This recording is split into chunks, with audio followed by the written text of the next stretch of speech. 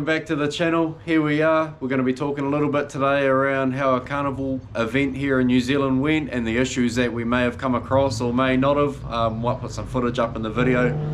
So it was a 3-day event and it was a real shakedown test for the car because we hadn't actually driven this car on the road anywhere really, other than a quick whip around the block that you might have seen in our other video and a couple on and off the trailers. So to handle 3 days at a motorsport track, it took a beat down, and we come up with a couple of little things here that we need to swap out. So we unfortunately on the last day they held the drifting event and we couldn't quite get there because we blew an intercooler silicone joiner and it absolutely melted. So we're trying to rectify that issue at the moment by we've taken the turbo off and we're actually going to extend this because currently it sits way too close to the manifold, and that's how that got all fucked up. So yeah, we've brought a new one, but we're also going to put an extension on, so that extension's going to be out further and off the manifold now, so we won't have that issue. But these are teething issues you have, and yeah, we're here to fix those. So as you can see, this is the new turbo that we had on the car and it went so well for the day. This compressor wheel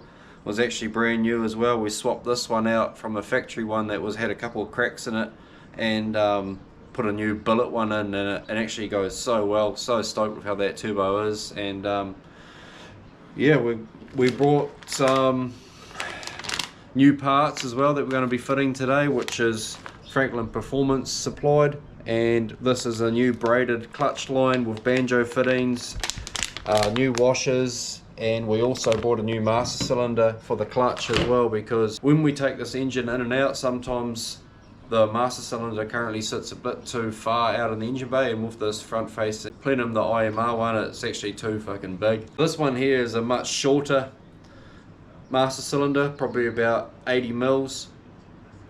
So this one is actually going to be out of the way, and we'll be able to have this in the car done with the new braided line all the way down to the slave cylinder and ditch all the other shit that blew up on us and we had to spend 2 hours in the pits fixing. But yeah, I can show you exactly what that was. So here's just a standard hose that comes factory on the line.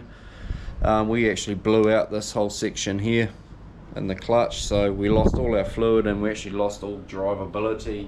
Had to start it in first gear actually, coming back into the pits and drive it on the starter motor until it took off because I had no clutch at all. But we fixed that and we got it running again for the next 2 days. It was fine, but now it's time to swap it out with some good shit and hopefully not have any of those issues again. It's our little thing we had to come up with.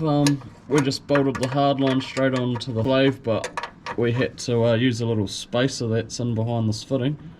Once it comes out, we will see. It's still in there, that's good. Yeah, so we actually had to borrow some parts off a D1 Hero, yeah. Roadie, absolute top bloke, and his pit crew helped us out heaps, just said go hard and use what you want in the pits, so we did. Anyway, we only ended up using one little ferrule, and Ruben's just taking it out now. That's what saved our day, a spacer. So if you put that in, without this hose was just loose as, so we come up with a bit of Q ingenuity and made it work for the day. Yeah, so now we're just going to take out the master cylinder. I'll show you what I was talking about, the length difference and how tight it actually is in there. So you can see the clearance there is just pretty much on it. So I'm just going to swap this master cylinder out with our new braided line, new master cylinder, and then we've got the new banjo fittings here. One of our other jobs that Ruben is avoiding, I'm avoiding, most people on this channel that probably follow us avoid, and that's our wiring. It's a absolute mess in some spots and it needs serious attention. So we are going to at some stage start stripping the dash out.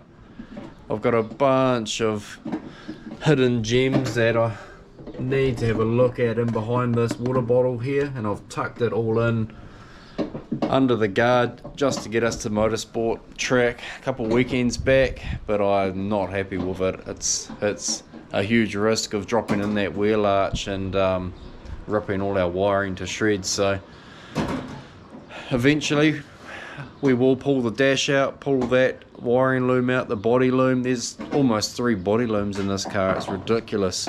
It's a track car, so we need to rip everything out and start again really. And also there's the big heater box and all sorts under the dash that doesn't need to be in there any longer. It's not even plugged in, doesn't work. So what do I think? Weight reductions make our little Skyline go faster. Where's the 10mm? Yeah, somewhere. Where's the 14? We've lost the 14. It's not normally the 14. I had literally had it like... I had it. Sometimes it's loose tools and you have no idea. They were in your hands and then my hand. you go to use it and it's not in your hand. Where did it go? I reckon Ruben's walked away with it. Probably had smoko. Sat down. Left it there. Not too sure what he's done with it. Nah, don't know. 14's gone. So we've just done a little bit of a rough measure up of how much stroke the master cylinder had here compared to the one we're about to put in. So we just matched the length here, which goes to your clutch pedal and provides the stroke in the piston, but you can see the obvious difference in size here. So we'll install this now and see how it comes up. Oh no! There's the 14. Where's my 14? Cheers for watching. We'll see you on the next one. Back to the channel. Oh, Fuck, and start video. Yeah, go now. Plenum the IMR one, it's actually too fucking big. I fucked that word up. Yeah.